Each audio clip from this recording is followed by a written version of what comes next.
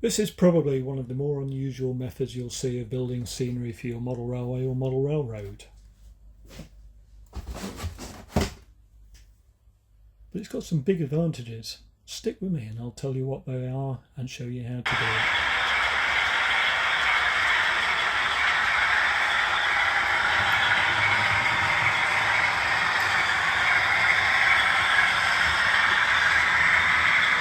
Hi, welcome to WMD, that's Woody's Modelling Diary, and if you've watched the introduction you'll know that we're talking about Woody's unconventional way of making scenery. It could only be a Woody way. Don't see this very often, but it does have its advantages, as I said, and we'll come on to that in a moment. But basically all this scenery that you see on this board, which I talked about in my last video when we looked at the wiring, you did see some rudimentary scenery, and if my editing skills are good enough, I'll try and pop a little bit of what was there. It's this board in particular. The layout's split into 4 boards, 2 end boards, 2 middle boards. As you can see, there's starter some rudimentary scenery there, and we'll talk about that in another video another time once that's progressed. Now it's all built as sub bases, and by that I mean that I've constructed a sub base of mounting card, which gives me a base and the profiles, and then I've used polystyrene and insulation foam and covered that with sort of plaster impregnated bandage and some plaster on top, but we'll talk about that in a minute. So what are the advantages, Woody, you're probably thinking? Why should I build scenery this way when I can just as easily build it on the baseboard and be done with it? Well, there are several advantages. The first, if you're like me getting on in years, you'll find that your back doesn't take too kindly to continually leaning across and trying to get to parts which you can't really see very well. So that's the first one. The second one is, if you're dealing with scenery, it's usually a messy process. There's wet plaster and bits of foam and polystyrene flying around all over the place. And if you've ballasted your track, yeah, you can mask it off and excuse me, and hopefully that will keep it clean and things. But why go to all that hassle when you can just build a sub base and take it off and deal with it in the comfort of either your workbench or somewhere a little bit more convenient where you're not stretching your back all the time, and you can actually see and turn the thing around so that you can give attention as it's needed to the parts which are usually inaccessible if it's on the actual baseboard itself, especially with a baseboard like this where I can't really get to that side without removing the baseboard, and that's a bit of a faff. As I said in my last video, I've built this not as a portable layout, it's movable, and I don't really want to take it apart every time I want to start work on scenery. So that's another advantage. The third one is weight. As I said, this is built as a movable layout.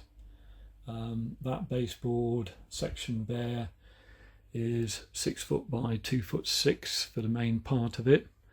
It's built with 3x1 timber with plywood on top, which isn't that heavy in itself, but once you start adding the track work, the wiring, the scenery, the plaster which goes on the scenery, buildings and all the rest of it, you don't end up with something particularly light to move. So it does mean that I can remove the scenery, make that safe in a place away from the baseboard itself, and then move the baseboard without fear of damaging scenery.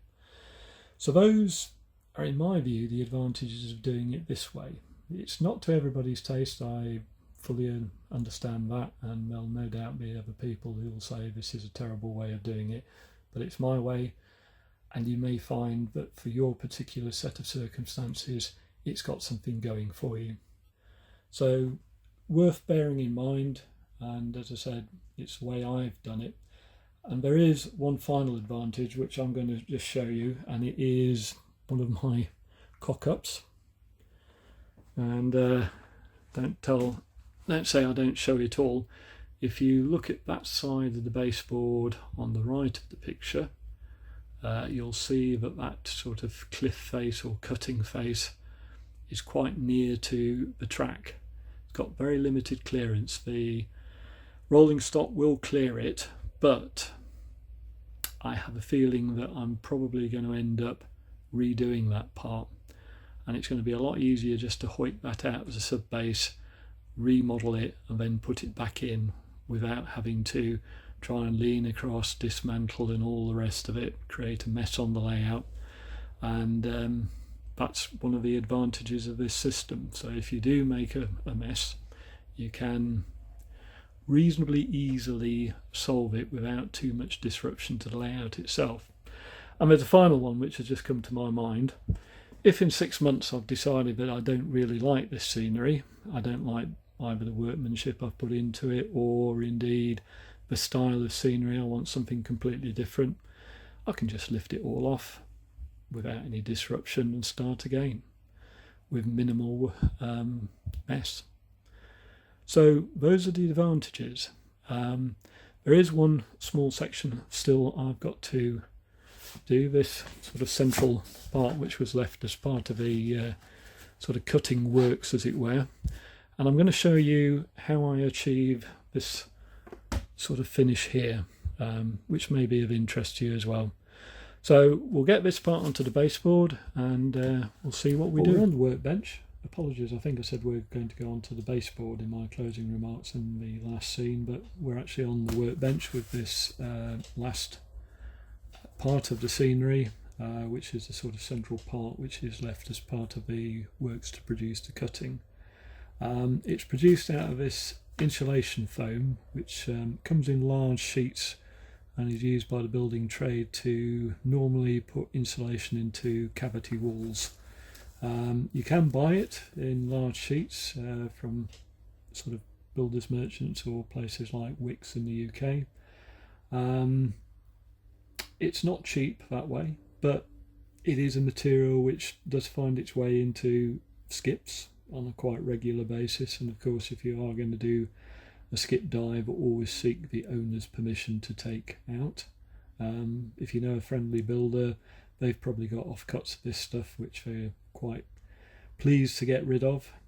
So it is out there. You can of course use the polystyrene, which is still used as a packaging material, and that's quite handy. The only disadvantage of this stuff is that when you do cut it, it goes into those tiny spheres and become quite messy, whereas this stuff is exceedingly easy to cut and it really doesn't cause too much mess when you slice it open. And this is a kitchen knife. I must return this before Mrs. Woody finds out that it's gone, and indeed you can even cut it with a standard saw. So it's quite a versatile material, very well worthwhile seeking it out if you can get hold of it, but polystyrene will do the job equally as well. So we've got this sort of carcass here, and what I'm going to do is we will cover it with, as I get my props up off the floor, this plaster impregnated bandage, which if you do a search on Google, you'll find all sorts of sources for this. It's quite widely available. In the modelling world, it is known as mud rock on occasions, and this is what it is. It's just like a bandage material impregnated with plaster of Paris, and if you've ever been unfortunate enough to break a limb, this certainly used to be the stuff which produced the cast which went around your limb to aid the healing process. It's available in a variety of widths. This one, I think, yeah, £2.50, and I think I bought 6 of these for £9 off Amazon. It's out there, it's available, and it is quite a good product, as we'll see in a minute. So what I'm going to do firstly is to give this a bit of an advantage in adhering to the surface. I'm just going to apply apply some PVA glue. If I can just get my props to work here. So all I'm going to do is just on this part where we're going to apply some plaster, quite literally apply some PVA, and if I can find my brush wherever I've put that, I'll just spread that out. And you don't have to be particularly skillful at doing this. All it's doing is giving that little bit of initial adherence for a plaster bandage. If you've ever seen a plaster at work, they will normally use PVA of glue of some sort to just brush onto the walls to give the plaster something to stick to, and it's quite good for sealing porous surfaces. So if you've got a cement render or something like that which is beginning to fail, that's the sort of stuff which will just bring it back together and give it some integrity again. So we're just going to do this small part. Don't forget to obviously with your brush with the PVA just to wash it out. And this plaster impregnated bandage, oops, excuse the shake of the camera there, it's the chaos on my workbench.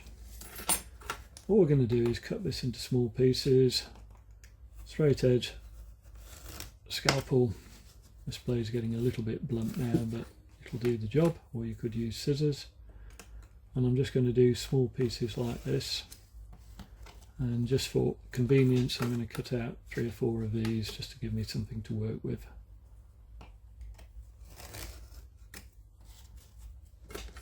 And you'll see there's a bit of the plaster itself just comes off on your cutting board, and don't worry about that, because after you finish you can sweep that up and that can be used for the next stage. So we've got the actual sub base there, and the advantage of having applied some glue is that you can quite literally just place that there and it will stick without you having to worry too much about it falling off. And you can then get a brush just dipped into some water, and this old Oasis bottle there, the brands of drink are available, and quite literally all you've got to do is just brush a little bit of water on there. You don't have to soak the thing, you just need to make it moist.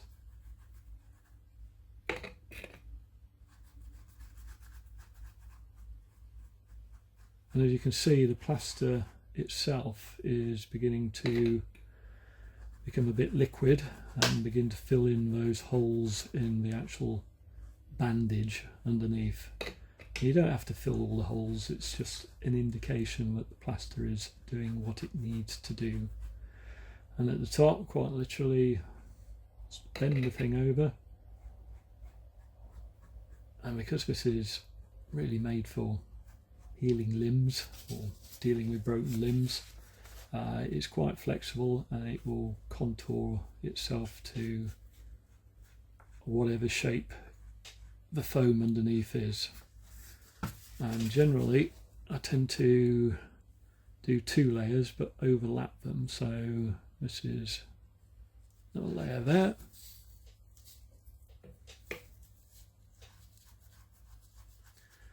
And it's quite therapeutic. You can have the radio on or television in the background, because of course you're working away from the layout, so you can set yourself up somewhere where it's comfortable and you can have a few home comforts. It's not too messy.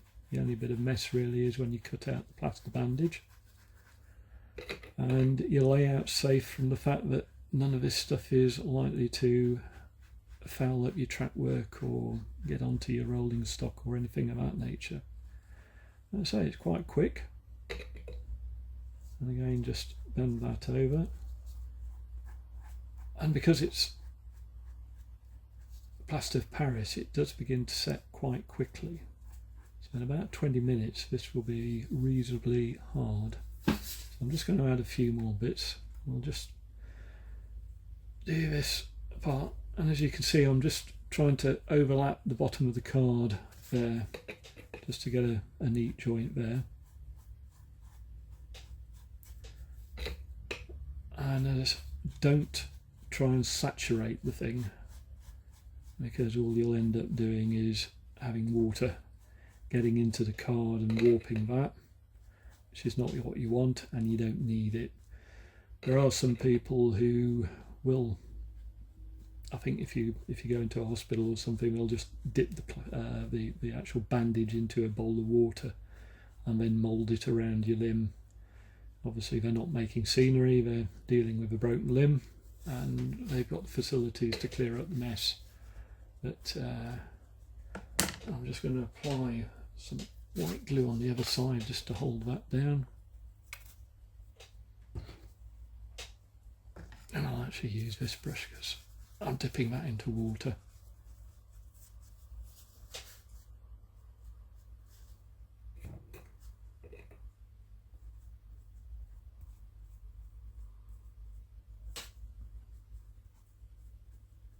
This is where it gets a little bit more tricky, because you're trying to bend the bandage around several contours at a time, but it will go, and if necessary you can always just snip a piece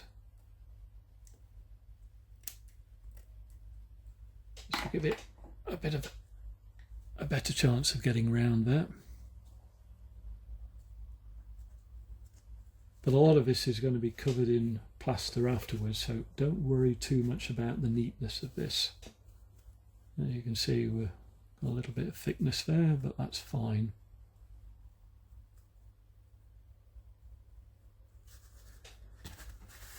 And then I'm going to overlap that with this piece.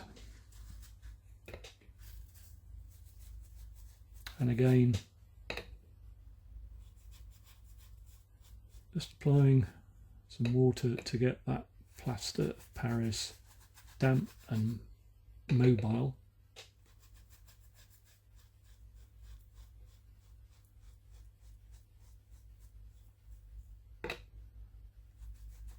So what I'm going to do now is I'm just going to carry on a little bit, but I'll do that off camera because there's only so much impregnated plaster or mod rock, to use its trade name in the model world, application that you can watch without impairing your sanity.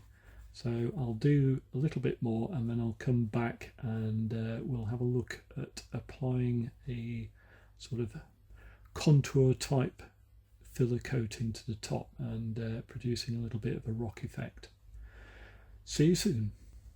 That's been a relaxing half hour, just applying some more of the plaster impregnated bandage, or mod rock if that's what you prefer to call it.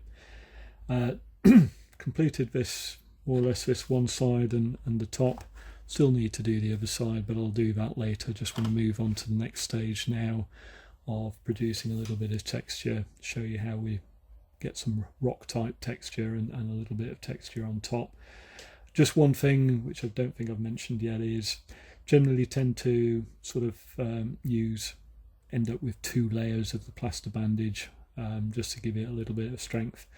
And half an hour this has been done and it's sort of dryish now. It's a little bit tacky, but it's ready for the application of some filler. So I'm just going to put this to one side at the moment, otherwise I'll end up falling over that. And that's again another advantage of this sub-base method, which is that you can just move it out of the way whilst you prepare other things.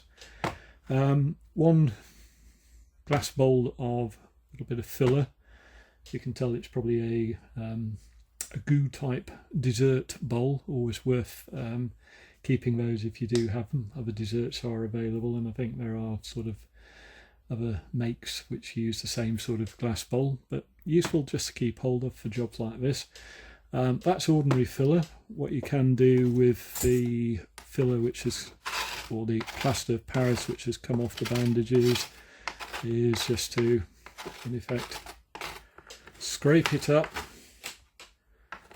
and then you can probably just see that goes in with the mix as well.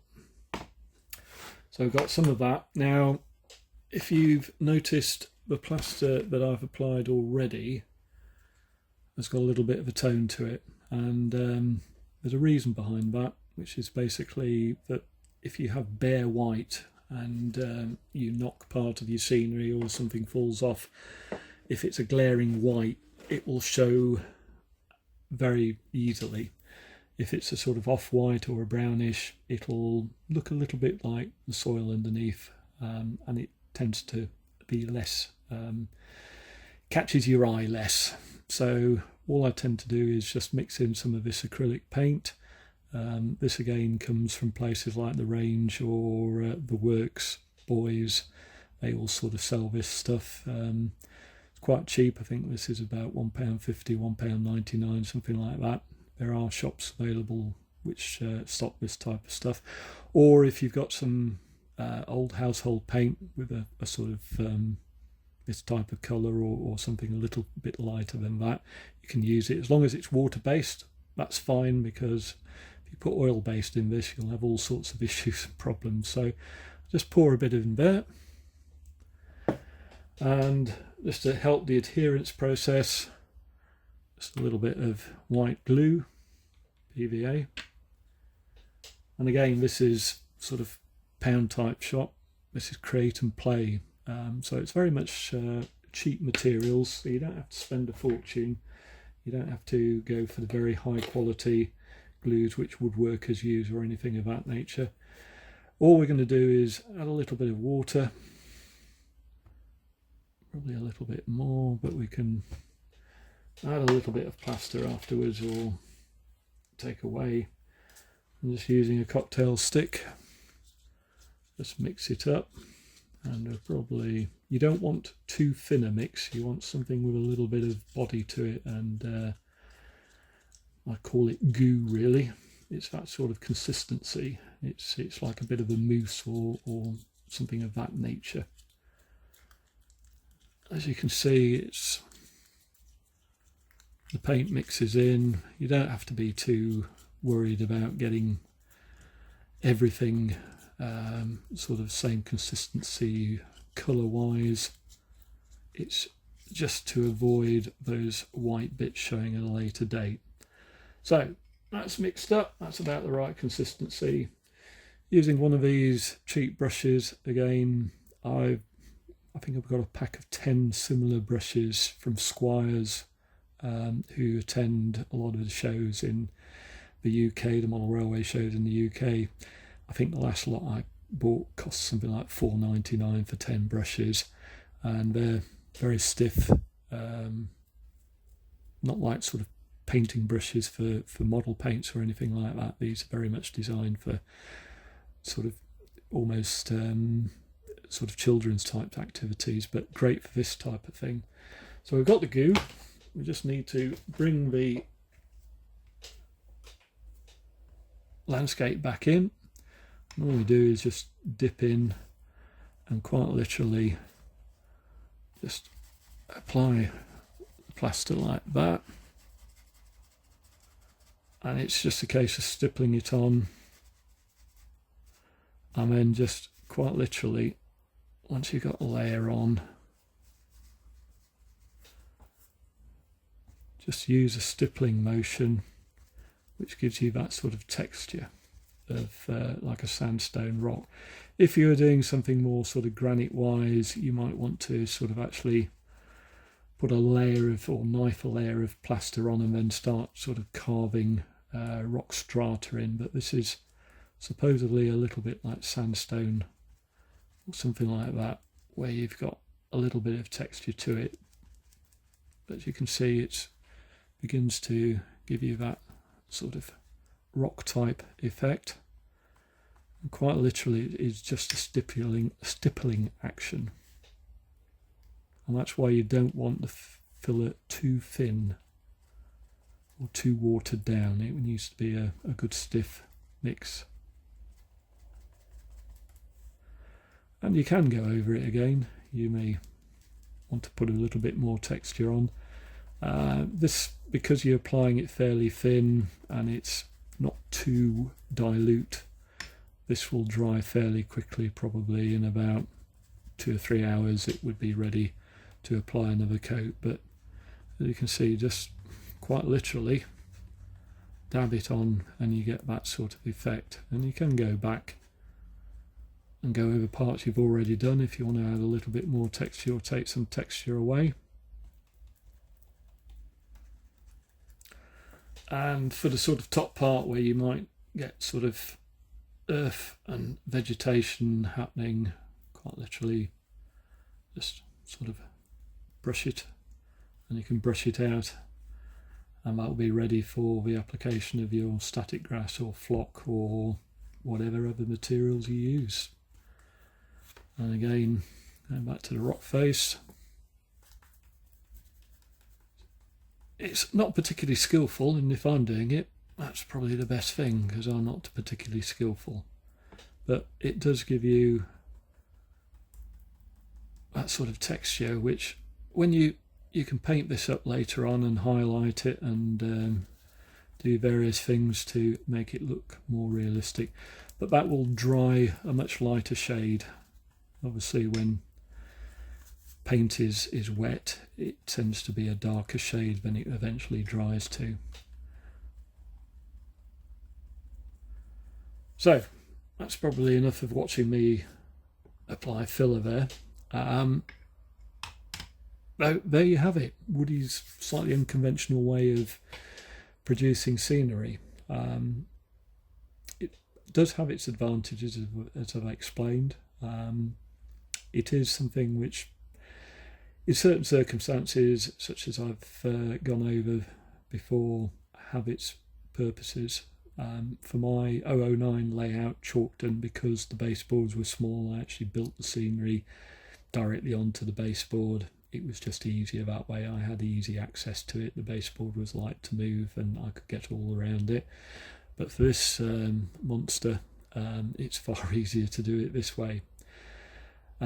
So I hope that's been of use to you. If you're building a model railway, model railroad, diorama, anything of that nature, military modelling, if you're trying to produce a base for a tank or a vehicle, or even a setting for an aircraft, these sub-bases have their uses. So I hope that's been of use to you.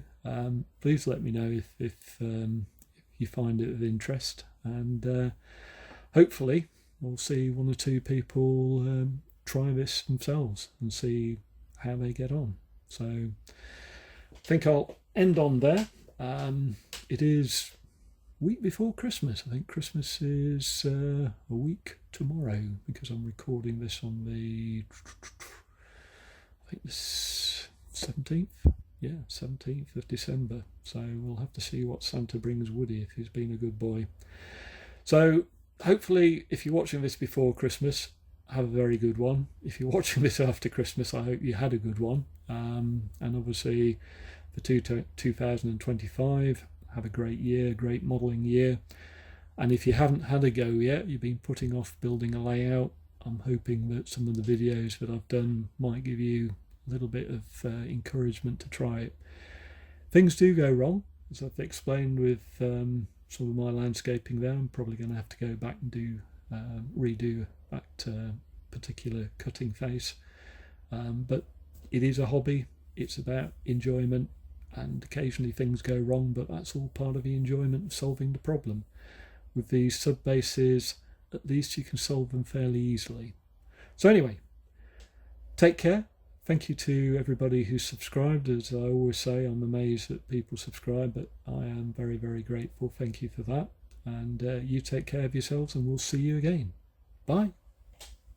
I better get back to this before my filler dries out.